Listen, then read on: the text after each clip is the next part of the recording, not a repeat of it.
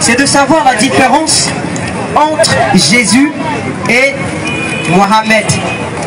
La différence entre Jésus et Mohamed. Pourquoi je pose la question?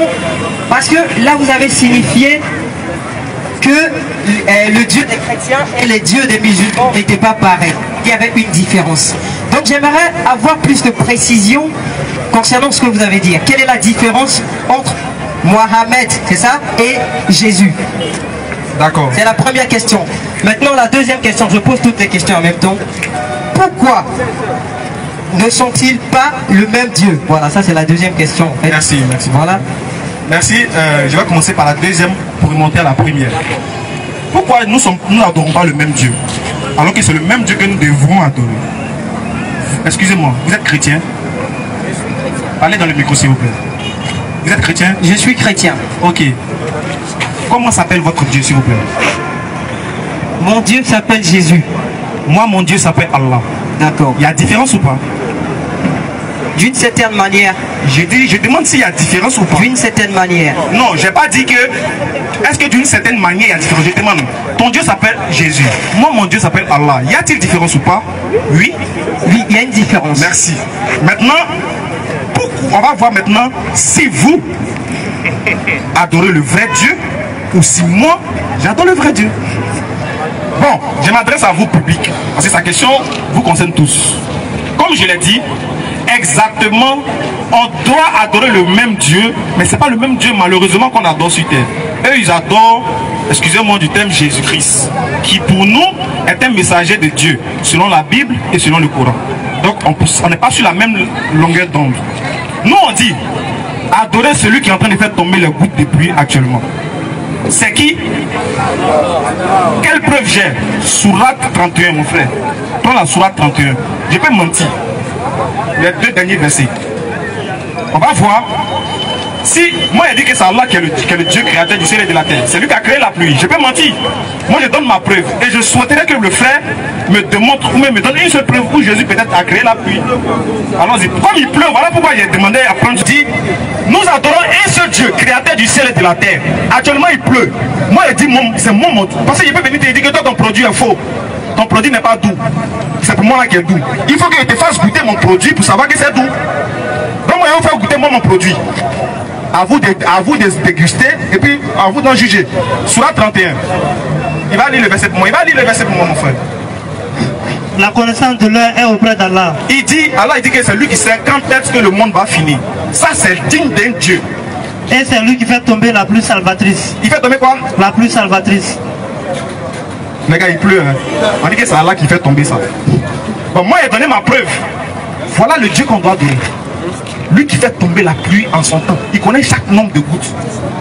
Oh, la différence entre eux et nous, c'est que nous, Jésus là, les frères, qu'on soit éloquent ou pas, Jésus était plus éloquent que nous. Jésus dit qu'il lui est un messager de la part de Allah. Nous on fait quoi? On le considère comme tel. Or, pour mes frères, il va au-delà de ça.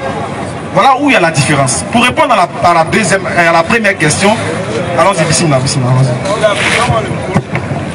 Vous avez parlé de la différence entre notre Dieu et votre Dieu, n'est-ce pas? Ok, on va lire un verset dans... Non, je viens, on va lire un verset dans le Coran et un verset dans la Bible, vous allez voir la différence. Il faut lire sur notre Fatim, verset. Et puis après, tu prends Matthieu, il faut prendre Matthieu 11, verset 25. Ouais, faut lire sur notre...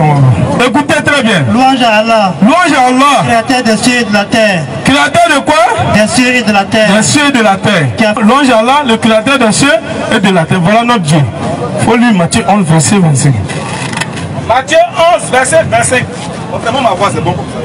Matthieu 11, verset 25. Matthieu 11, verset 5. Écoutez très bien. En ce temps-là, Jésus prit la parole et dit. Qui a pris la parole? Jésus. Jésus prit la parole et dit.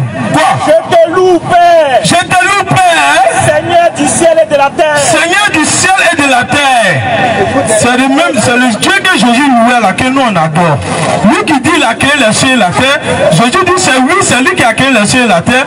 Voilà la différence. Mais toi tu adores celui qui loue un autre Dieu qui est le créateur. C'est la différence qui est. D'accord. Ok. Il n'y a pas de problème. Vous avez correctement répondu à ma question. Okay, merci. Voilà, merci. maintenant la dernière question c'est, puisque Abraham est le père des musulmans et qu'il est le père des chrétiens, Abraham eut 2 fils. Voilà. Donc, est-ce que Abraham adorait Allah ou bien est-ce que Abraham était musulman ou chrétien? C'est la précision que j'aimerais avoir. C'est la réponse du mot à la question que j'aimerais avoir.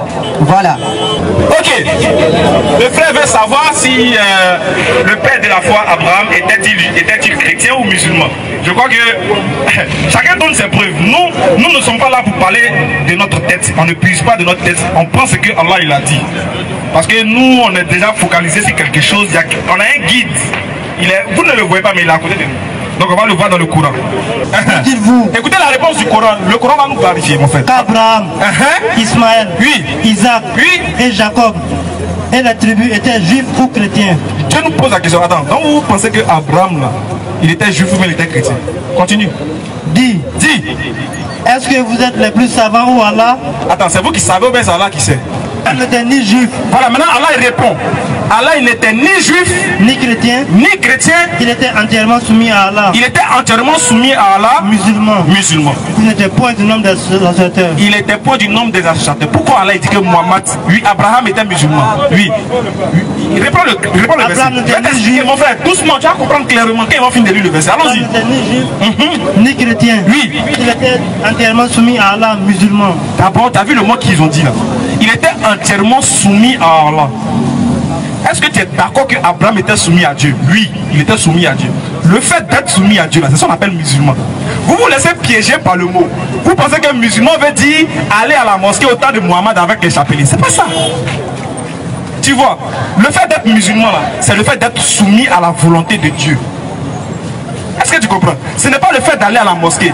Le mot musulman a son sens étymologique et puis il a son sens dans la profondeur.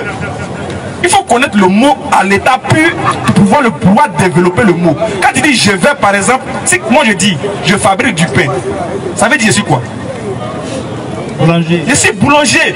Je peux dire je fabrique du pain sans pour autant dire que je suis boulanger. Mais si tu connais la nature de celui qui fabrique le pain, tu sais automatiquement que c'est un boulanger. Si tu connais la nature de celui qui se soumet à Allah, tu sais que c'est un musulman. Parce que le mot musulman, il y a muslim, c'est-à-dire que c'est quelqu'un qui est soumis, bon gré, mal gré, à la volonté d'Allah subhanahu wa ta'ala. Que le mot musulman veut dire quelqu'un qui est soumis. Donc voilà pourquoi Allah dit que Mohammed était musulman. Maintenant, mon frère, si tu dis que non, tu ne veux pas, oui, je vais te montrer que Allah a raison de dire ça. Si tu dis que tu refuses cette compréhension, le mot chrétien a vu jour quand? Ouais, excuse-moi. Voilà pourquoi non. Quand il finit le Coran, je vais t'amener à accepter ce que le Coran a dit. Même pas avant même d'aller dans la Bible. Moi, toi-même, tu as reconnaître, tu as dit oui, le Coran a raison. Avant d'aller dans la Bible, je t'ai dit, le mot chrétien a vu jour où et quand. Si tu ne sais pas, je continue. Donc, le mot chrétien a vu jour dans Actes des Apôtres, chapitre 11, verset 26. La Bible dit, c'est à Antioche que les disciples pour la première fois furent appelés chrétiens. Or, Antioche est une ville dont les adorateurs adoraient la déesse Astarté. Dans Actes des Apôtres, chapitre 11, verset 26.